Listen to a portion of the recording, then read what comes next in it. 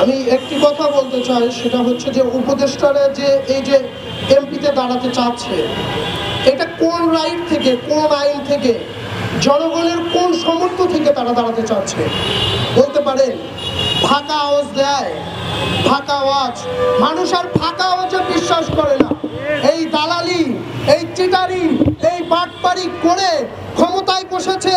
এখন মানুষের অধিকার নিয়ে, ভোট অধিকার নিয়ে ছিনিমিনি খেলার নীল নকশাচ্ছে, এগুলো আমরা বাংলাদেশের নাগরিক হতে দেব না।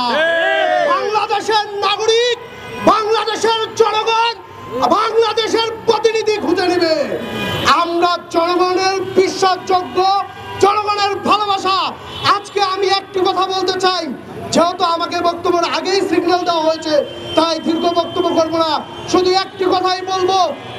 যারা জনগণ আছেন, যারা আমার ভাই আছেন, যারা আমার বোন আছেন, তাদেরকে উদ্দেশ্য করে বলছি, আমরা মরে যাইনি, আমরা এখনো বেঁচে আছি। আমরা আপনাদের নেতৃত্ব দেব, আমরা এই সমাজটাকে সংশোধন করব, এই সকল বন্ড বাটপারদেরকে দিয়ে আর রাষ্ট্র পরিচালনা করব না। আমরা এই দেশের মানুষের নিশ্চিত ভবিষ্যৎ তৈরি করার জন্য যারা কাজ করেছে, তাদেরকে আগামীতে সরকার প্রদান করব ইনশাআল্লাহ। ধন্যবাদ।